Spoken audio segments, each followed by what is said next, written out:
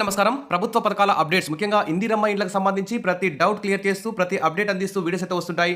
ఇందిరమ్మ ఇండ్ల ఫైనల్ లిస్ట్‌లో మీ పేరు వచ్చే వరకు, మీ అకౌంట్‌లో 5,00,000 పడే వరకు, మీ ఇంటి నిర్మాణం అందంగా పూర్తయ్యే వరకు మన ఛానల్‌లో సూచనలు, సలహాలు వస్తాయి. తప్పకుండా సబ్స్క్రైబ్ చేసుకోండి. వీడియోస్ అయితే లైక్ చేస్తుండండి. ఇక వివరాలకెళ్తే ఇందిరమ్మ ఇండ్లకు సంబంధించి రాష్ట్ర వ్యాప్తంగా దాదాపు 80,00,000 మంది అప్లై చేసుకొని ఇందిరమ్మ ఇండ్ల కోసం అయితే ఎదురు చూస్తున్నారు. సర్వేల మీద సర్వేలు, అప్లికేషన్ మీద అప్లికేషన్లు తీసుకొని మళ్ళీ రీసర్వే అంటూ ప్రభుత్వం అయితే కాలయాపన చేస్తూ వచ్చింది. ఈ లోపల ఎమ్మెల్సీ ఎలక్షన్ కోడ్ కూడా వచ్చింది. మరి ఎమ్మెల్సీ ఎన్నికల కోడ్ మార్చి 15తో కంప్లీట్ అయ్యే అవకాశం ఉంది. ఇక మార్చి 15 తర్వాత ఇందిరమ్మ ఇండ్లకు సంబంధించి గ్రామాల వారీగా ఏ గ్రామానికి ఎన్ని ఇండ్లు వచ్చాయి, మరి ఏ గ్రామంలో ఎవరు అర్హులు అనేది ఖచ్చితంగా ఫైనల్ లిస్టు ఇందిరమ్మ కమిటీలు, గ్రామ సభల ఆధ్వర్యంలో ఫైనల్ లిస్ట్ పెట్టే అవకాశం ఉంది మార్చి 15 తర్వాత. ఇప్పుడు ప్రస్తుతానికైతే సర్పంచ్ ఎన్నికలు, ఎంపీటీసీ, జెడ్పీటీసీ ఎన్నికలు కూడా పెడతామని చెప్పారు. ఆ ఎలక్షన్లు ఇప్పుడు వాయిదా పడే అవకాశం ఉంది. జూన్, జూలైకి వాయిదా పడే అవకాశం ఉంది. కాబట్టి మొత్తానికైతే మార్చి 15 వరకు ఇందిరమ్మ ఇళ్లకు సంబంధించి రాష్ట్ర వ్యాప్తంగా అన్ని గ్రామాల్లో ఇందిరమ్మ ఇళ్ల ఫైనల్ లిస్టు పెట్టే అవకాశం ఉందని తెలుస్తోంది. ఇక చూస్తే ఇప్పటికే జనవరి 26వ తేదీన దాదాపు మండలానికి ఒక గ్రామంలో అయితే రాష్ట్ర వ్యాప్తంగా ఇందిరమ్మ ఇళ్లు మంజూరు పత్రాలు కూడా మంజూరు చేయడం జరిగింది. ఇప్పటికే 71,482 మందికి జనవరి 26వ తేదీన ఇందిరమ్మ ఇళ్లు మంజూరు చేశారు. ఇక ఈ ఇందిరమ్మ ఇళ్లకు సంబంధించి వెంటనే ముగ్గు పోసుకోవాలని చెప్పేసి ప్రభుత్వం అయితే ఆదేశాలు అయితే జారీ చేసింది. ఇక ఇందిరమ్మ ఇళ్ల గ్రౌండింగ్కు అధికారులు అయితే చర్యలు తీసుకుంటున్నారు. హైదరాబాద్ నుంచి ఇందిరమ్మ ఇళ్ల సంబంధించి అప్డేట్ని ఆఫీసర్లు అయితే మానిటరింగ్ చేస్తున్నారు. అక్రమాలకు తావు లేకుండా శాటిలైట్ ద్వారా పర్యవేక్షణ చేయనున్నారు. ఈ 71,482 మందికి సంబంధించి మార్చి 15 లోపు కూడా ఫస్ట్ బిల్లు వచ్చేలా, వాళ్ళ అకౌంట్లో ఫస్ట్ బిల్లు ₹1,00,000 వేసేలా చర్యలు కూడా తీసుకుంటున్నారు. కోడ్ ముగిసిన తర్వాత అంటే మార్చి 8 తర్వాత ఎమ్మెల్సీ ఎన్నికల కోడ్ ముగుస్తుంది. ఆ తర్వాత రెండో విడత సంబంధించి రాష్ట్ర వ్యాప్తంగా అన్ని గ్రామాల్లో ఇందిరమ్మ ఇళ్లు మంజూరు చేస్తామని ప్రభుత్వం అయితే ప్రకటించింది.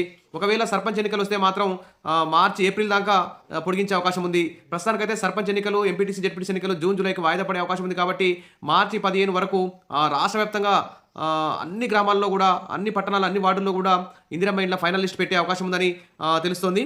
ఇక పేదల సొంతింటి కల నెరవేర్చేందుకు కాంగ్రెస్ ప్రభుత్వం అయితే స్పీడ్గా ఉన్నది. కాకపోతే ఎలక్షన్ కోడ్ వల్ల ఆగిపోయిందని చెప్తున్నారు. కానీ ప్రజలైతే ఎన్నో రోజులుగా దాదాపు 1.5 ఇయర్ నుంచి ఇందిరమ్మ ఇళ్ల కోసం వెయిట్ చేస్తున్నారు.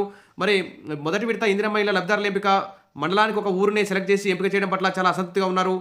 మంజూరైన ఇండ్లకు సంబంధించి ముగ్గు పోసుకోవాలని చెప్పేసి కూడా ప్రభుత్వం అయితే చెప్తుంది. మొత్తానికైతే ఈ వారంలో 71,482 ఇండ్లకు సంబంధించి ముగ్గు అయితే పోస్తారు మొదటి విడత.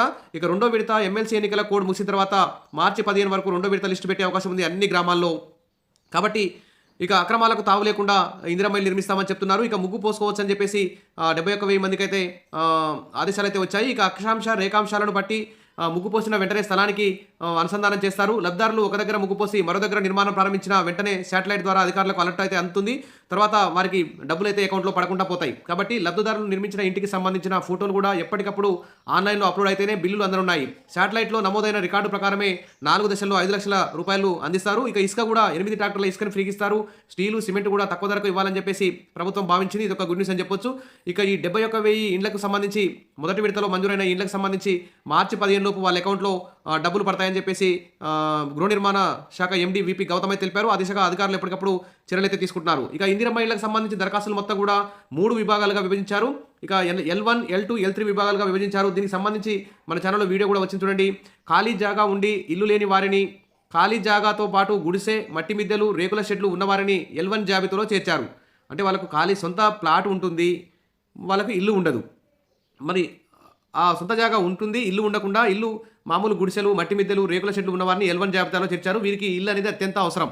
ఇక సొంత స్థలం లేని వారిని, ఇల్లు లేని వారిని లిస్టు 2లో పొందుపరిచారు. సొంత ఇల్లు ఉండి ఇందిరమ్మ ఇంటి కోసం దరఖాస్తు చేసుకున్న వారిని L3లో చేర్చారు. ఇప్పటికే దరఖాస్తులను పరిశీలన ఒక దఫా పూర్తయింది.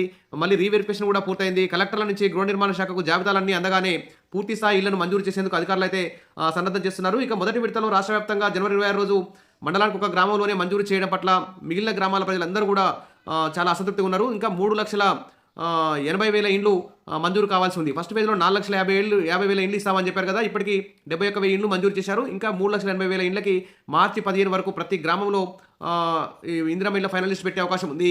ఇంకా ఎన్ని రోజులు వెయిట్ చేయాలని చెప్పేసి చాలా అసహనానికి గురవుతున్నారు లబ్ధిదారులందరూ కూడా. ఇప్పటికే ప్రజాపాలనలో అప్లై చేసుకున్నారు, సమగ్ర కుటుంబ సర్వేలో ఇల్లు లేదని అప్లై చేసుకున్నారు, వార్డు సభల్లో, గ్రామ సభల్లో అప్లై చేసుకున్నారు.